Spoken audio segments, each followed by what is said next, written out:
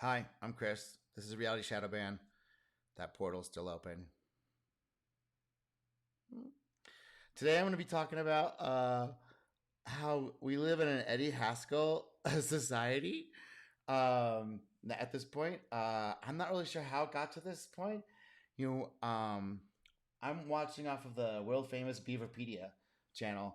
I grew up with watching this after school.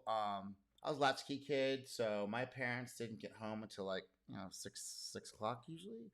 So from time I got off school, it's like 3 till 6. I watched TV and got in trouble, and I also kind of figured out that from watching Leave It to Beaver, like I think there was something wrong with how the society was being set up because other parents in my neighborhood, some of the moms stayed at home and some of the moms worked. My mom worked. Other moms stayed at home. And there was a bit of animosity towards from the moms that stayed at home to the moms that worked, that they kind of thought each other were less than, and they didn't really talk to each other that much. It was a very odd time to be alive. So anyway, so I watched a lot of it. It kind of gave me a lot of comfort. And then I don't know, some clip came up and I realized that the boomers, there's a segment of the 2% there's a segment of the boomers, about 2%, who actually got this part here, who are, there's quite a bit of psychopaths in this area. I think they got red pilled by Eddie Haskell and said, "This is how the world operates for real." So I really identify most with the Beaver, kind of a little bit with his brother. I can't remember his name right now, but I was definitely identified with the Beaver, and I'm kind of like definitely more gone in this mode now, and more of Ward, his dad, like more as I've gotten older, I've seen things going on. But at the time, I was definitely in the Beaver mindset of just like innocent world. Let's go.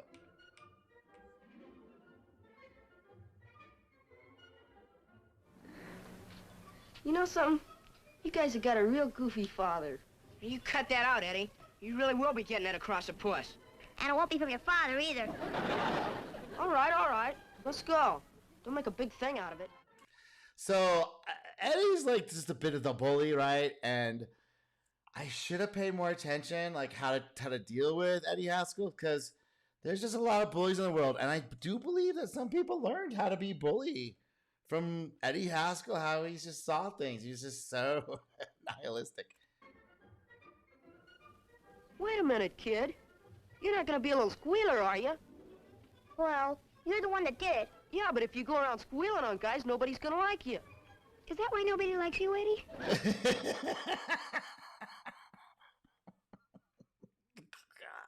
Yes. Shut up, fat boy. Boy. Yes, Mrs. Cleaver? Boy, he's such a kiss ass too. That's the other thing too, is like Eddie showed that, like, I don't know, maybe got a little bit rebellious from watching Eddie be such a kiss ass. I don't know. That's just a lot of people just took lessons from this guy. I'm gonna have some sandwiches for you in a little while. Oh, thanks, Mom. Don't put any mayonnaise on mine, Mrs. Cleaver. This is the guys that run the world now. It's these guys. And I'll show you why. My mom says I'm allergic to it. Well, I'll try to remember that, Eddie. Gee, Mrs. Cleaver, your hair really does You said that, Eddie. What a kiss ass. What a kiss ass. Boy, my pop wouldn't let me sleep out in the rain. He'd have come out and dragged me out of the house and made me take a hot bath. Didn't your pop make you come in at all? Heck no. Boy, I wish I had a father who never cared what I did. Come on, we'll I tell you, this guy must get... be late for Sunday school.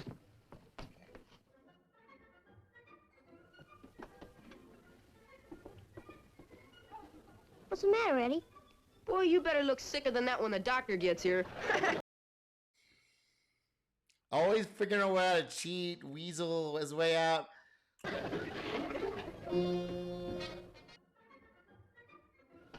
Beaver! Gee, Mrs. Cleaver, that's a nice dress. I know, Eddie. I know. Eddie, I'm afraid you're gonna have to go home now. Beaver has to take a bath. And then, honey, I want you to put on your best suit. You've been invited over to the Donaldsons. Oh. on me. Yeah, I took a doll, I put a nail in it, and then I put a pin in it, just like in the picture. So the Beaver kind of gets what's going on, but why he keeps associating with this kid.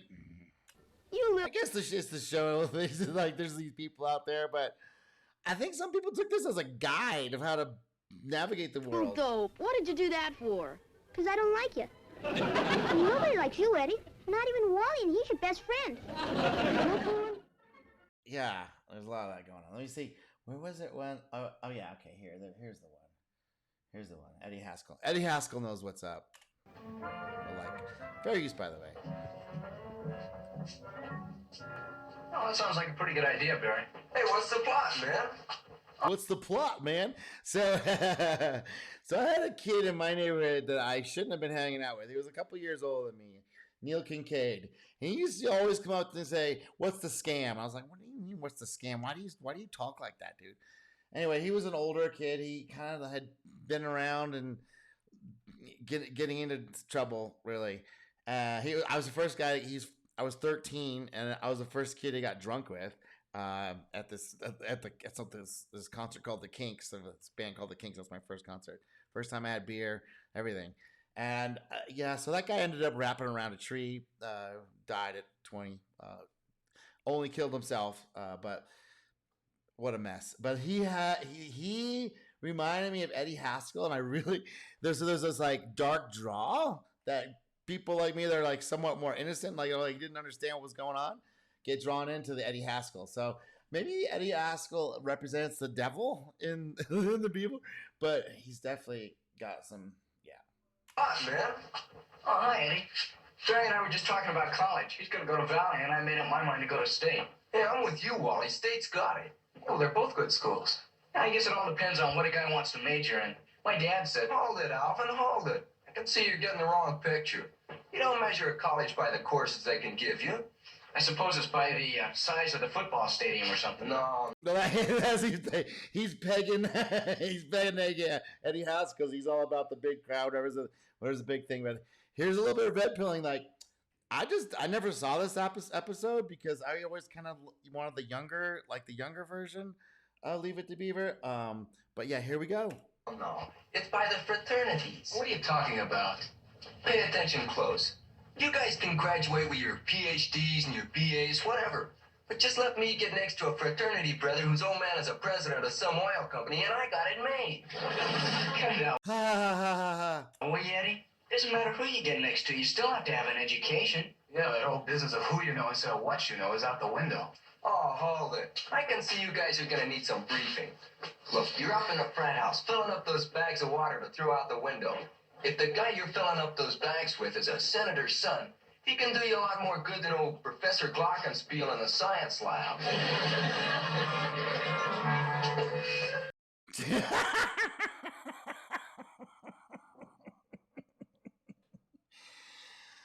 Okay, Eddie. All right, Eddie.